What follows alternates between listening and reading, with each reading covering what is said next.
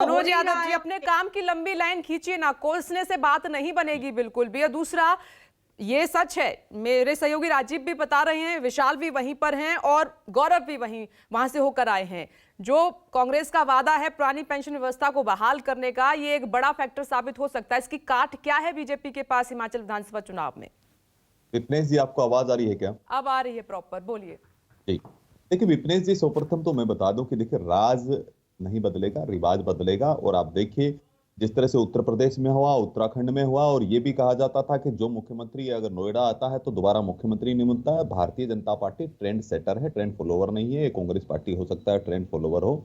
और कांग्रेस पार्टी को मैं स्पष्ट रूप से बता दूं कि ये बोल रहे हैं चेहरा कहाँ है। आपके वरिष्ठ, आपके पत्रकार भी विश्लेषण कर रहे हैं, चेहरा हमने मुख्यमंत्री का चेहरा दे रखा है, हमारे पास शीर्ष नेतृत्व है, माननीय नरेंद्र मोदी जी है। मैं तो ये पूछना चाहता हूं कि आपका चेहरा कहाँ है? बताइए, आम आदमी पार्टी ने अपना चेहरा घोषित किया मुख्यमंत्री का, या कांग्रेस पार्टी ने? इनको तो विश्वास ही नहीं है कि हम लोग जीत रहे हैं कि क्या हो रहा है। और ये बोल रहे हैं कि हमारी सभाओं में जनता आ जाती है। अरे साहब, कितनी सभाएं हैं आपकी, विशाल रैलियां कितनी हुई है? आपके बड़े लीडर्स कहाँ गए? राहुल गांधी जी तो वहां घूम रहे हैं, वहां पर महाराष्ट्र में घूम रहे हैं, कर्नाटक में घूम रहे हैं। आपकी लीडरशिप कहाँ है जिसके लिए कितने प्रचार किए, कितनी जनसंख्या संख्या आती है आपकी सभाओं में? गया था, मैं भी खुद हिमाचल होकर के आया हूँ विपनेश जी, मैंने भी वहां की वस्तु स्थिति देखी है। लेकिन जिस तरह से ये विश्लेषण किया जा रहा है, ऐसा कुछ नहीं है। भारतीय जनता पार्टी निश्चित रूप से जीतेगी और प्रचंड बहुमत के साथ जीतेगी, क्योंकि हमारे पास नेता है, नीति है और नियत है। और हमने वो करके दिखाया।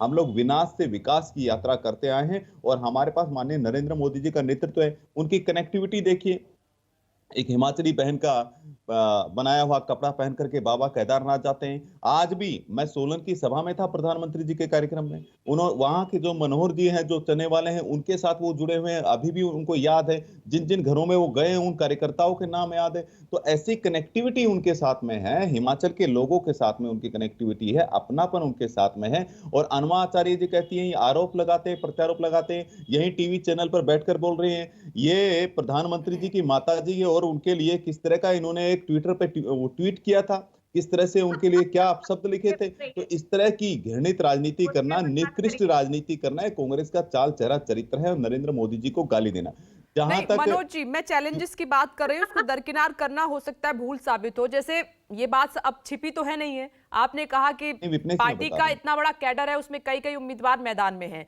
लेकिन जिनको आपने छोड़ा है वो निर्दलीय लड़ रहे हैं। आपके जो कैंडिडेट है उसके लिए ही बड़ी चुनौती वहीं पर घर में ही खड़ी कर रहे हैं। दूसरा, आप कह रहे हैं कि सीएम को चेहरा बनाया हुआ है, कहाँ है वो? पीछे पीछे दिखाई दे रहे हैं, आगे पीएम है और बाकी आपके बड़े चेहरे हैं। तो ये कुछ चुनौतियां हैं आपके लिए, इनको कैसे दरकिनार करेंगे आप इस चुनाव में? देखिए विपनेश जी, ये मुझे नहीं लगता है कि इस तरह की चुनौतियां लगातार हम लोग चुनाव लड़ते हैं।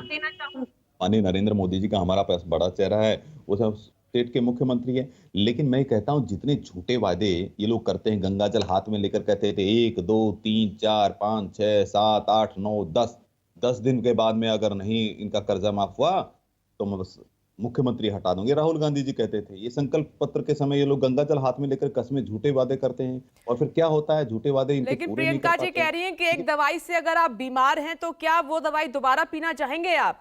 वो जनसभा में ही बोला उन्होंने, हिमाचल प्रदेश में कई सभाएं की, उसमें एक बात इन्होंने की।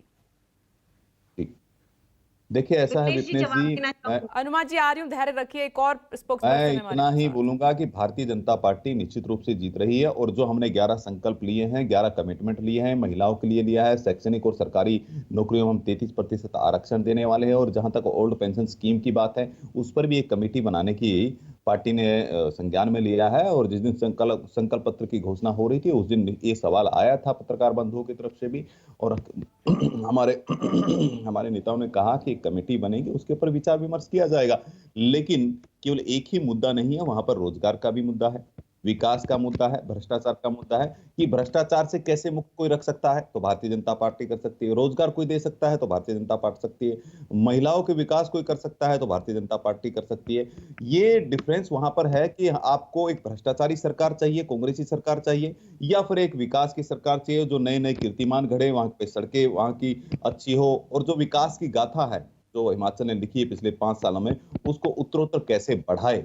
इसके लिए भारतीय जनता पार्टी प्रतिबद्ध है, कटिबद्ध है। और जहां तक आम आदमी पार्टी का सवाल है, झूठा आसन करना, झांसा आसन करना, ठगा आसन करना, लूटा आसन करना और जेल के अंदर भी लूटा आसन करना, ये मुझे आम आदमी थोड़ा सा पार्टी की ताज्जुब हो फितरत रहा है। है और इस डिबेट आम में आदमी बैठ के आप पार्टी, आम मैं तो आदमी कह रहा पार्टी हूं की कि बात करें, जबकि चुनावी सभाओं में आपके नेता आम आदमी पार्टी का नाम भी नहीं ले रहे हैं कि उनकी तो बात करना नहीं, बेकार है। आपके विश्लेषक, राजनीतिक विश्लेषक लगातार ये बात कर रहे थे, तो आम आदमी पार्टी अपनी जमानत भी ठीक नहीं है। बचा पाएगी। नमस्कार, मैं हूं मानक गुप्ता। अगर आपको हमारा ये वीडियो पसंद आया हो तो इसे लाइक और शेयर जरूर करें, और हां, हमें सब्सक्राइब और फॉलो करना ना भूलें ताकि आप देश और दुनिया की कोई खबर मिस ना करें। तो जुड़े रहिए हमारे साथ और देखते रहिए न्यूज़ 24।